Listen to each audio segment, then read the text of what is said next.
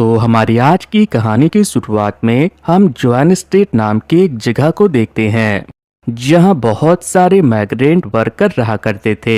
Officer किम Joan street के गलियों में सिर्फ एक ही शख्स के तलाश में घूमते रहते थे जिसका नाम लिन हैया था। लिन हैया कौन है ये जानने के लिए हमें 15 साल पहले की स्टोरी जाननी होगी। इसलिए सीन 15 साल पहले शिफ्ट होती है जहां दो पुलिस ऑफिसर जोआन स्ट्रीट में घूमकर पेट्रोलिंग कर रहे थे और वो आपस में बात भी कर रहे थे। उनकी बातों से हमें पता चलता है कि लिन नाम का एमएमए चैंपियन ने गोल्ड की चोरी की थी और इसके बाद हमें पता चलता है कि लिन ने सोने की चोरी गैंगस्टर पैकवैन के कहने पे की थी। पैकवैन की बात मानने के बाद भी उसने लिन की बीवी बच्चों को जान से मार दिया था।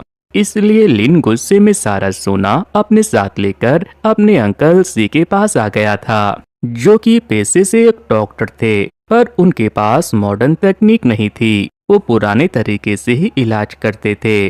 अंकल सी को पता था कि अब पैकविन लिन को भी जिंदा नहीं छोड़ेगा, इसलिए वो पुराने तरीके से लिन के चेहरे की प्लास्टिक सर्जरी करते हैं जिसमें वो बिना अनस्थेसिया यूज किए हुए लिन के सर पर और चेहरे में कई सारे छोटी छोटी पिन्स लगाते हैं और फिर एक नाइफ से चेहरे की स्किन को काटकर अलग कर लेते हैं और उसके बाद अपने आगे का प्रोसेस करते हैं। लिन को बहुत तकलीफ होती है पर वो दर्द बर्दाश्त करता है। नेक्स्ट सीन में लिन के पूरे चेहरे में बैंडेज लगे हुए थे और बैंडेज खून से थोड़ा थोड़ा लाल भी हो चुका था। अंकल सी उसे समझा रहे थे कि देखो अब मैंने तुम्हें न्यू चेहरा दे दिया है, इसके साथ तुम एक न्यू लाइफ की शुरुआत करो।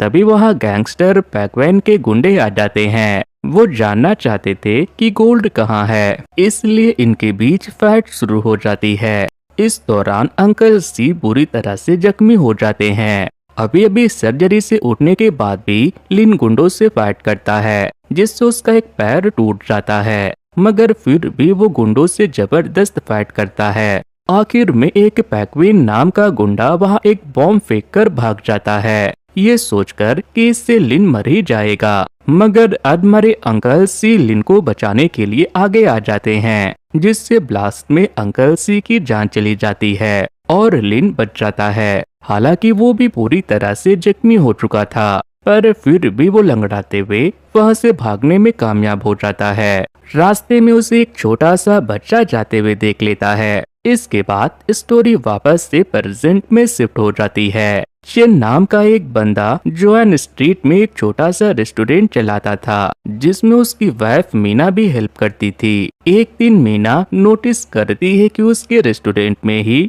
एक लड़की को दो लड़के पानी में कुछ मिलाकर जबरदस्ती पिला रहे हैं, जिसके बाद मीना उन्हें टोकती है तो वो लड़के कहते हैं ये तो हमारी फ्रेंड है, आप अपना काम करो, हमारे बीच में क्यों आ रही हो। मगर मीना को पता चल गया था कि कुछ तो गड़बड़ है। मीना उन लड़कों पे चिल्लाने लगती है तो बीच बचाव करने के लिए चेन को सामने आना पड़ता है। तभी वहाँ ऑफिसर किम भी आ जाते हैं। मीना उन्हें सारी बात डिटेल में बताती है तो वो उस पानी को फेंक देते हैं जिसमें उन लड़कों ने कुछ मिलाया हुआ था। इसके बाद वो मीना से कहते हैं कि अब इनके खिलाफ कोई सबूत नहीं है और फिर वो उन दोनों लड़कों के साथ वहाँ से निकल जाते हैं। इससे मीना को बहुत गुस्सा आता है कि ये कैसा करप्ट पुलिस ऑफिसर है जो कि खुलेआम गलत लोगों का साथ देता है। इसके बाद सीन मीना की डॉटर डी पे शिफ्ट होती है। स्कूल के दो लड़के उसे बुली करने के लिए आते हैं तो उसे अपनी डैड की बात याद आती है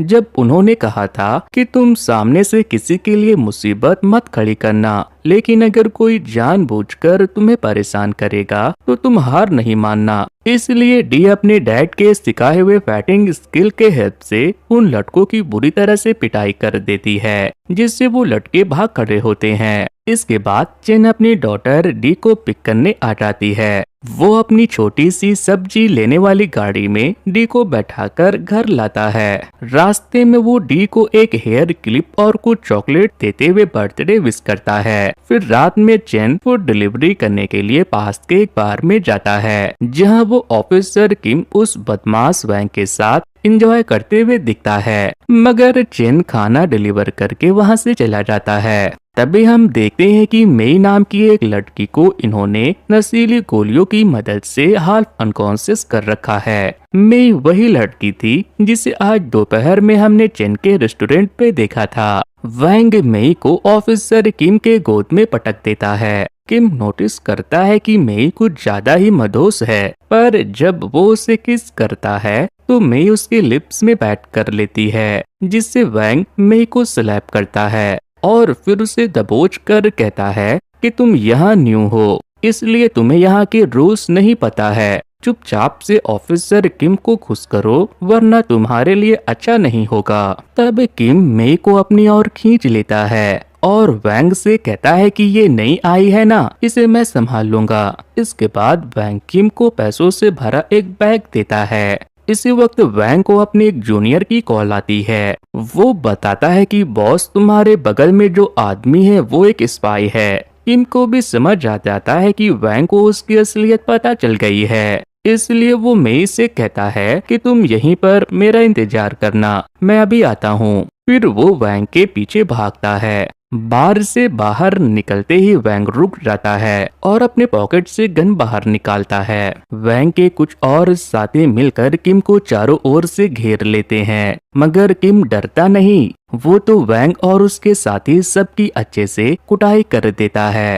इसके बाद बाकी के पुलिस ऑफिसर भी आते हैं और वो वैंग और उसके साथी को अरेस्ट कर लेते हैं। दूसरी ओर चेन मीना अपनी डॉटर डी का बर्थडे सेलिब्रेट कर रहे थे। डी केक कट करने ही वाली होती है कि तभी दरवाजे पे मेई दस्तक देती है। वो भागकर वापस इनके पास आ गई थी। चेन जल्दी से अपनी डॉटर को रूम में ले जाता है और मीना मेई से पूछती है कि क्या हुआ तुम्हारे साथ। तो वो अपनी स्टोरी बताती है कि मैं वैंग से ऑनलाइन मिली थी, हमें एक दूसरे से प्यार हो गया। मेरी आर्थिक स्थिति ठीक नहीं थी, इसलिए वैंग ने मुझसे कहा कि तुम मेरे पास आ जाओ, मैं यहाँ तुम्हारा काम लगवा दूंगा। पर यहाँ आने के बाद हम एक दिन भी सही से नहीं रहे और उसने अपना असली चेहरा दिखाना शुरू कर दिया। उसने अपने आदमियों से मेरा पासपोर्ट वगैरह भी छिनवा लिया और फिर मुझे गलत कामों में ढकेलने की कोशिश की। इतने में चेन अंदर से खाना ला कर देता है। मीना कहती है, इसे खा लो, तुम्हें थोड़ी हिम्मत मिलेगी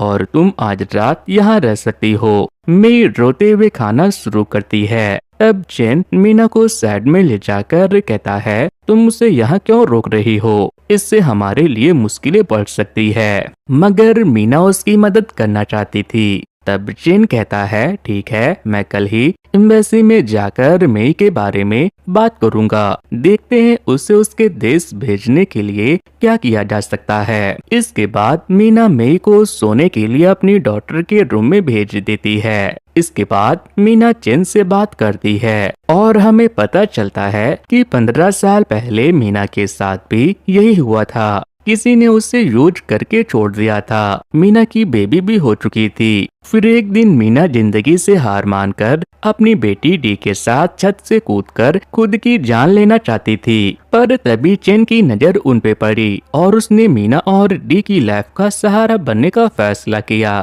यानी डी चेन की अपनी डॉटर नहीं है, मगर वो उसे अपनी जान से भी ज्यादा प्यार करता था। अगली सुबह में पैकविन के लोग चेन के घर में घुस आते हैं। वो मीना को मारते पीटते हैं, जिससे मेई की नींद खुल जाती है, इसलिए वो बेड के नीचे छिप जाती है। मगर पैकविन के गुंडे उसे ढूंढ लेते हैं। वो मेई के साथ साथ मीना की डॉटर दी को भी अगवा करके अपने साथ ले जाते हैं। तभी चेन सब्जी लेकर वापस आ रहा था। डैनी उसे बताती है कि वो लोग डी को ले गए। चेन उनकी गाड़ी का पीछा करता है, पर एक पैर से मजबूर होने की वजह से वो तेज दौड़ नहीं पाता। इसलिए तुरंत ही चेन और डैनी पुलिस स्टेशन जाते हैं, पर वहाँ वो लोग एविडेंस की मांग करते हैं। फिर जैसे ही ऑफिसर किम को चेन दिखता है तो वो समझ जाता है कि ये तो करप्ट ऑफिसर है, ये कुछ नहीं करने वाला, इसलिए वो मीना के साथ वहाँ से चला जाता है। जब किम को मेई और डी की अगवा होने के बारे में पता चलता है तो वो वैंग के पास जाता है, मगर वो कुछ भी बताने से इनकार कर देता है। जिसके बाद किम अपने चीफ के पास जाता है और उन्हें बताता है कि कल रात हमने पेंगुइन ग्रुप के 6 लोगों को अरेस्ट किया था और 15 लड़कियों को उनके चंगुल से बचाया। उन लड़कियों को वापस उनके देश भेजने का इंतजाम भी कर लिया है। तब चीफ कहते हैं कि तुम बिल्कुल अपने डैड की तरह जुर्म से नफरत करते हो। आज उनकी डेथ एनिवर्सरी है, तो चलो उनकी कब्र पे चलते हैं। कब्र पे जाते टाइम किम को अपने डैड की बात याद आती है, जब उन्होंने कहा था कि मैं जानता हूँ बेटा आज तुम्हारा बर्थडे है, मगर मुझे पेट्रोलिंग पे जाना है, तुम केक लाकर रखना, जब मैं आऊंगा तो हम साथ में केक कट करेंगे। इसके बाद किम को एक फ्लैशबैक आता है जिसमें वो केक लेकर आ रहा था, तभी उसे एक आदमी लंगड़ा कर जाता हुआ दिखता है और किम के हाथों से केक गिरकर बर्बाद हो जाता है। और पास में ही किम के डैड अपनी आंखें सांसें गिन रहे थे, जिससे किम को लगता है कि मेरे डैड को लिन ने मारा है। तब से लेकर आज तक किम अपने डैड के कातिल लिन को ही खोज रहा था। नेक्स्ट सीन में चिन और किम दोनों पेंगुइन के अड्डे पे जाते हैं और चोरी छुपके देखते हैं कि वहाँ क्या चल रहा है। तो गाइस यहाँ पर बहुत सारे लड़कियों को कैद करके रखा गया था। कुछ को ये स्मगल करके विदेश भेजने वाले थे और कुछ का ऑपरेशन करके उनका किडनी वगैरह निकाल चुके थे, और कुछ खूबसूरत लड़कियों के जरिए ये लोग ऑनलाइन स्ट्रीमिंग करवा रहे थे जिससे वो पैसे कमा सके। यहाँ किम को मई दिख जाती है, मई भी उसे पहचान लेती है और साथ में ले चलने को कहती है, मगर किम उसे दिलासा दिलाता है कि मैं तुम्हें जरूर बचाऊंगा,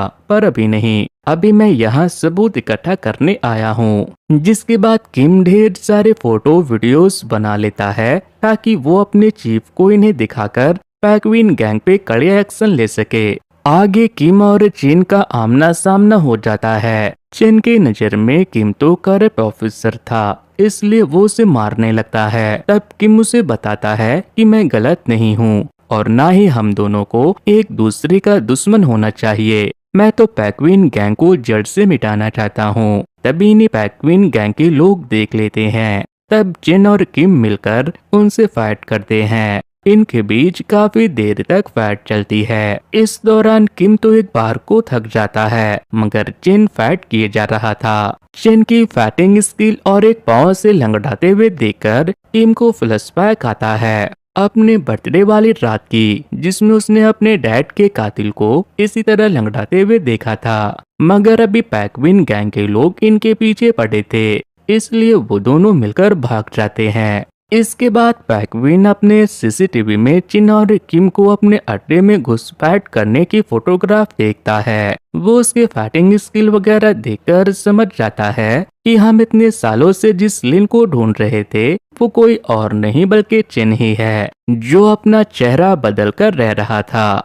इसके बाद पेंगुइन डैनी नाम की लड़की को बताता है कि हमारे बॉस जो कि तुम्हारे डैड थे उन्हें मारने वाला चिन ही है, जिससे डैनी को बहुत गुस्सा आता है और वो चिन के घर जाकर चिन की वाइफ मीना को बंदी बना लेती है। जब चिन वहां आता है तो वो अपने घर पे पेंगुइन गैंग के लोगों को देखकर कहता है, तुम्हें जो करना है मेरे साथ करो, प्लीज मेरी वाइफ को छोड़ दो। मगर डैनी मीना के पैर पे 2-3 गोली चलाती है और फिर पेंगुइन गैंग के लोग चिन को गन पॉइंट पे भी ले लेते हैं। तभी वहाँ की माता है, मगर पेंगुइन गैंग का एक बंदा जो दरवाजे पे पहरा दे रहा था वो कहता है कि हमने ये रेस्टोरेंट पूरा आज के लिए बुक कर लिया है। पर किम उस आदमी को ही अपना शील्ड बनाकर अंदर घुसता है और पेंगुइन गैंग के लोगों पे गोलीबारी करता है। वहीं चिन जल्दी से मीना के पास जाता है और देखता है कि मीना को एक गोली पेट पे भी लग गई है। वो चिन के बाहों में ही अपना दम तोड़ देती है। ऊपर से किम दिमाग खराब करता है कि मुझे शक है कि तुम लिन हो, तुम मेरे साथ पुलिस स्टेशन चलो। इस गुस्से में चिन किम को ही मारने लगता है। चिन को जब किम हैंडकफ लगाने की कोशिश करता है तो वो उल्टा किम के ही हाथों में हैंडकफ लगाकर उसे किचन में कैद कर देता है। इसके बाद चिन वापस अपनी मरी हुई वाइफ के पास जाता है। नेक्स्ट सीन में किम खुद की हैंडकफ को खोल लेता है क्योंकि चाबी तो उसके पास ही थी। फिर वो अपने चीफ को कॉल करता है कि मुझे कुछ जरूरी बात बतानी है। तो चीफ कहते हैं कि मैं अभी जरूरी मीटिंग में हूँ। मगर किम देखता है कि चीफ लाइब्रेरी जा रहे हैं। वो भी उनके पीछे लाइब्रेरी में जाता है और देखता है कि चीफ तो सीक्रेटली डैनी से मिल रहे हैं। हालांकि दोनों अलग अलग रूम में थे। डैनी कह रही थी कि भूलो मत, तुम्हें चीफ बनाने में किसने मदद की है। हमारा एहसान तुम्हें याद रहना चाहिए।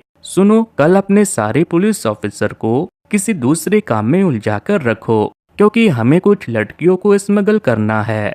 और खास कर अपने उस किम को भी दूर रखना, क्योंकि कल हमें कुछ जरूरी काम निपटाने हैं।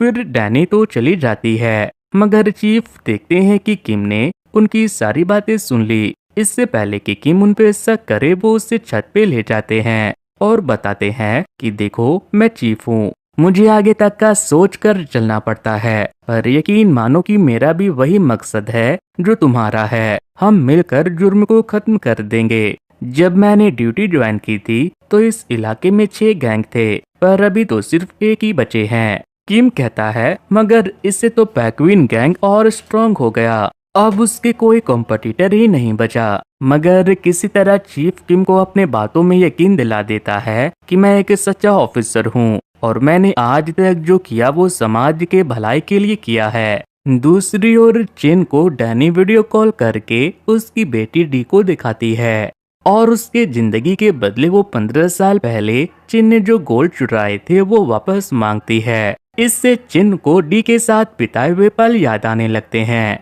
और वो उसके लिए इमोशनल हो जाता है। एक बार तो चिन ने अपनी रियल वाइफ और बच्ची को खो दिया और अब उसने मीना को भी खो दिया, मगर अब वो डी को किसी भी कीमत पे नहीं खोना चाहता।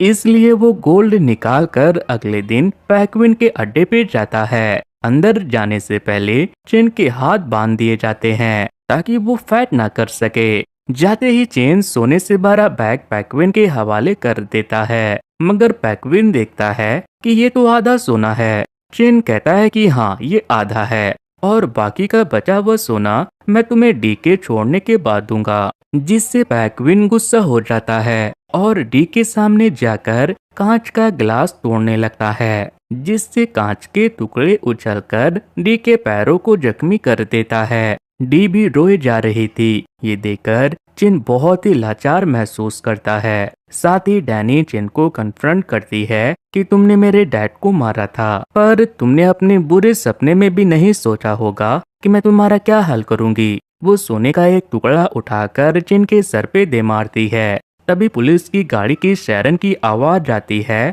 और सीन एक दिन पहले शिफ्ट होती है, जिससे हमें पता चलता है कि चिन ने किम से हाथ मिलाकर बात कर ली थी कि मैंने तुम्हारे डैड को नहीं मारा था और ना ही मैंने अपने मन से सोने की चोरी की थी। मुझे मेरी बेटी को बचाने में मदद करो, फिर मैं खुद अपने आप को तुम्हारे हवाले कर दूंगा और फिर तुम अच्छे से तहकीकात कर सकते हो कि तुम्हारे डैड को किसने मारा था। इसके बाद सीन प्रेजेंट में शिफ्ट होती है। पुलिस की टीम गोलीबारी करते हुए पैक्विन के अड्डे में एंटर करती है और कई सारे गुंडों को मार गिराती है। ये देखकर पैक्विन डी को छोड़कर छत पे भाग जाता है। वहीं डैनी चिन और किम से फाइट करती है। किम चिन से कहता है कि मैं डैनी को हैंडल करता हूँ, तुम डी को बचाओ। लड़की होने के बाद भी डैनी की फाइटिंग स्किल काफी अच्छी थी। वो किम को बहुत देर तक टक्कर देती है, पर आखिर में वो डैनी को मारकर बेहोश कर देता है। दूसरी तरफ छत पे जाने के बाद चिन देखता है कि डी अकेली है। वो उसे झट से गोद में उठा लेता है, पर तभी वो देखता है कि पैक्विन दूर से एक रिमोट दबा रहा है। चिन समझ जाता है कि यहाँ बॉम्ब है, इसलिए वो बिना एक सेकंड गवाए हुए छत से कूद जाता है। इस ब्लास्ट से चेन डी को तो बचा लेता है, मगर खुद बुरी तरह जख्मी हो जाता है। तभी वह किम आ जाता है। वो पैक्विन पे गोली चलाता है, पर वो छिप जाता है। इसके बाद किम और पैक्विन में दमदार फाइट होती है। दोनों एक दूसरे को बहुत मारते हैं, पर फिर पैक्विन किम पे भारी पड़ जाता है। तब चिन डी को साइड में छिप जाने को कहता है और खुद जाकर पैक्विन से फाइट करता है। तब पैक्विन जल्दी से जाकर डी को उस छत से नीचे फेंक देता है जिस पे वो अभी थे। तब जल्दी से किम उछल कर डी का हाथ पकड़ लेता है, मगर इस दौरान वो खुद भी छत से लटक गया था और पैक्विन किम का हाथ छुड़ाने के लिए जा रहा था। ये देखकर चेन पैक्विन को लेकर छत से कूद जाता है और वो दोनों नीचे वाले फ्लोर पे गिर जाते हैं। दोनों को बहुत चोट आई थी। इसी वक्त किम डू को किसी तरह उठकर छत पे चढ़ा देता है।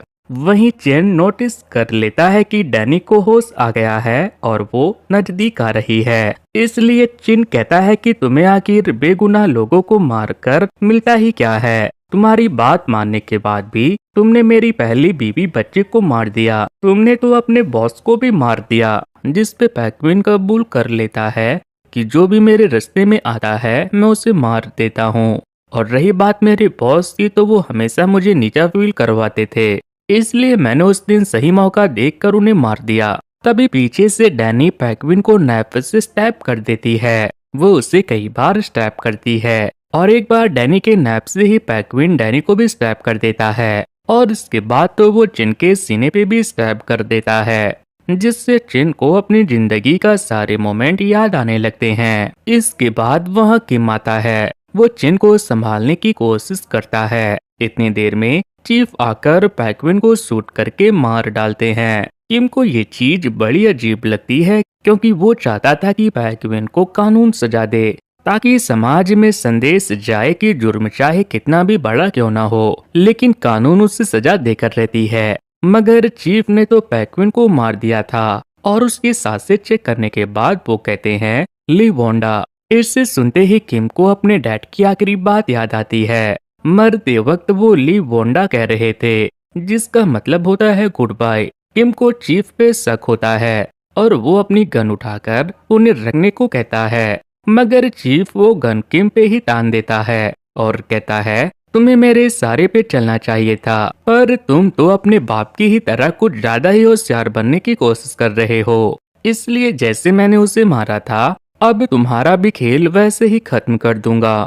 इसके बाद पास्ट का एक सीन दिखाया जाता है जिसमें पेट्रोलिंग के दौरान उन्हें पैक्विन मिल गया था। किम के डैड ने पैक्विन को हिरासत में लेने की कोशिश की, मगर चीफ ने किम के डैड को शूट कर दिया ताकि पैक्विन से हाथ मिलाकर वो अपने कैरियर में आगे बढ़ सके। चीफ की आदत थी वो जब भी किसी को शूट करता था तो वो ली वोंडा कहा करता था। प्रेजेंट में चीफ जैसे ही गोली चलाता है तो पता चलता है कि गन तो खाली थी। किम ने गोली निकालकर गन दिया था। अब गुस्से में किम चीफ को मारकर अपने डैड के मौत का बदला लेना चाहता है, मगर कानून से उसके हाथ बंधे हुए थे।